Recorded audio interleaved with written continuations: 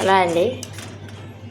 ఎప్పుడన్నా జలుబు చేసినప్పుడు చాయ్లో అల్లం, తులసాకు, మిరియాలు వేసుకుంటే గొంతులో ఉన్న సమస్య అంతా పోతుందండి. ఇక నేను వేసి ఎప్పుడన్నా జలుబు చేస్తే ఇట్టనే చేస్తా. మిరియాలు వేసిన, అల్లం వేసిన, తులసాకులు వేసిన మసలు పెడతాను. బాగా మరగనిచ్చి తాగాలండి. చాలా టేస్ట్గా ఉంటుంది చాయ్. మన గొంతులు ఏమన్నా దురదుర కానీ ఏదన్నా గొంతు జలుబు చేస్తే కదా అదొక రకంగా ఉంటుంది కదా, అది మొత్తం పోతుందండి. చూడండి చాయ్ ఎట్లా మసలు పెడతానో కలుపుకుంటా. ఇట్లా మసలాలి, బాగా కలుపుకుంటా మసలు పెట్టాలి.